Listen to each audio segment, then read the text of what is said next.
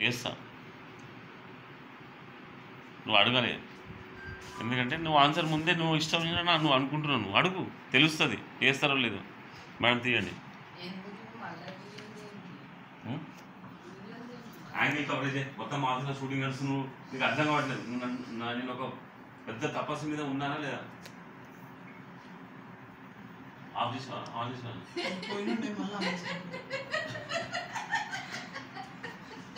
మళ్ళీ ఒకసారి ఆఫ్ చేయి, ఆన్ చేయి. ఓకే, ఆన్ సౌండ్ ఫాస్ట్ ఉంది ఫ్రీక్వెన్సీ, ఆఫ్ సౌండ్ ఇలా మునిగినట్టుంది, బుడుక్ అన్నట్టుంది. మళ్ళీ ఆన్ చేయి, ఆఫ్ చేయి, మళ్ళీ ఆన్ చేయి. చిన్న ఉంది తెలుస్తుంది మనకి. దీంట్లో సబ్జెక్ట్ కవర్ చేస్తున్నాను different different. I'm in a madness. Okay, that madness when it works they call it worked, they call it idea. When it don't work they call it madness. అంతేనా కదా madam?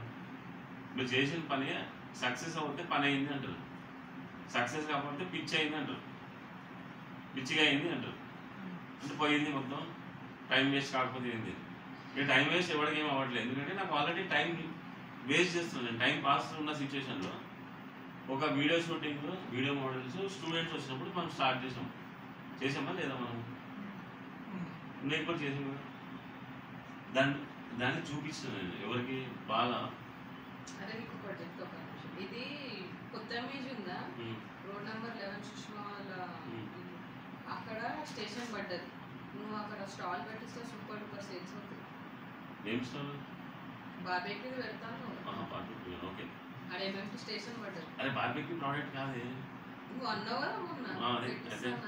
Barbecue మనం ఎక్కడ పెట్టా పోతాయి, ఎందుకంటే chicken తిరుగుతుంటే dance చేస్తుంటే dance చేస్తూనే ఉంటాయి.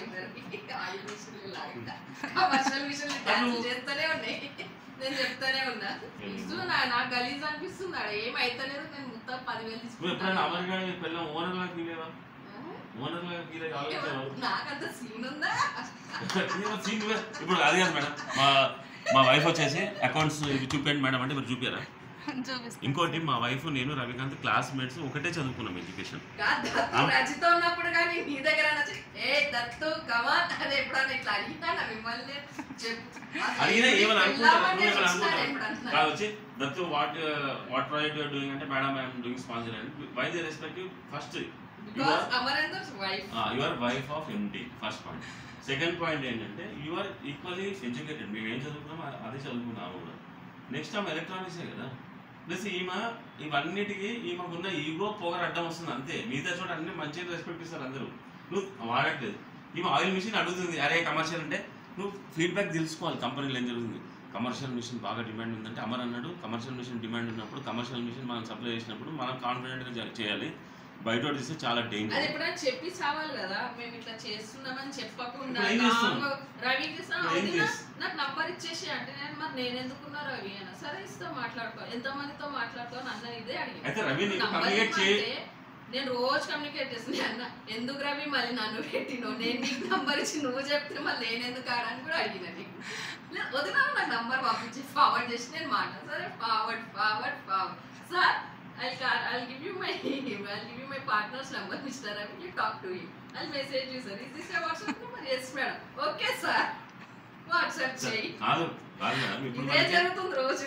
కమర్షియల్ ఎంతమంది అడిగారో వాళ్ళ ఫోన్ నెంబర్లు ఏదో వచ్చేసినాయి కదా, నువ్వు రాసుకుంటున్నావు. అన్నీ ఉన్నాయి కానీ ఎగ్జిబిషన్ వాళ్ళకి నేను చేయలేవు బాబు. మన దగ్గర 20 మందికి చేసినా అవి కూడా చేయాలి. డొమెస్టిక్ ఎవరైనా తీసుకుంటే ఇప్పుడు మన దగ్గర నంబర్లు ఉన్నాయి, ఫోన్ నంబర్లు. మార్కెట్ ఉంది అని అర్థమైపోయింది మనకి. మనం మిషన్ మంచిగా తయారు చేసుకోవాలి. అయితే ఇప్పుడు కమర్షియల్ మిషన్లో పెద్ద ప్రాబ్లం ఏమొస్తుందంటే స్క్రూ సిస్టమ్ని ప్రతి ఒక్కరు చెక్కగా కాదు అంటారు.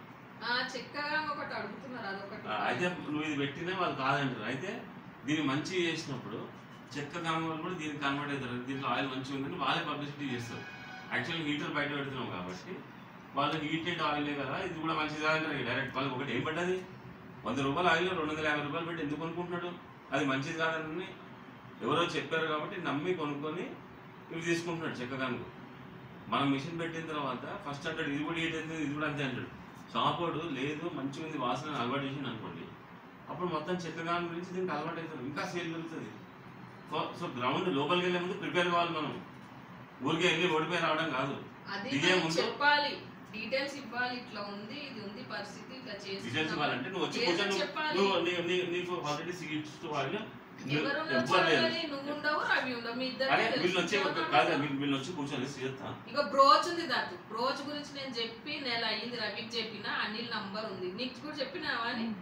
రవి ఏమన్నాడు చెప్పిస్తుంది అన్నాడు, వాట్సాప్ అన్ని అనిల్ నంబరే పోతుంది, ఏం లాభం అసలు నేను చెప్పి ఏమైనా యాక్షన్ ఉందా, ఏమీ లేదు. ఇప్పుడు మెల్లగా డొమెస్టిక్ మెషిన్ చెప్తున్నాను, డొమెస్టిక్ మెషిన్ లో ఫార్వర్డ్ చేసే దాంట్లో అనిల్ నంబరే ఉంది, మా నంబర్స్ ఎవరి నంబర్ లేవు. అవి చేంజ్ నేను ఎన్నిసార్లు చెప్పా, ఎప్పుడవుతుంది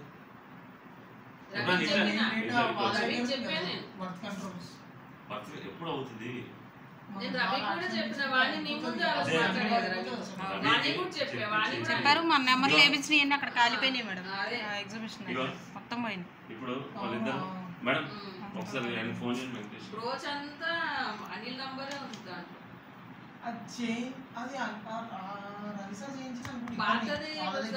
ఇప్పుడే సాల్వ్ చేద్దాం, లెట్స్ సాల్వ్ నౌ. ఇష్యూ నాకు ఇప్పుడు నా నోటీస్కి వస్తే నేను ఇమీడియట్ సాల్వ్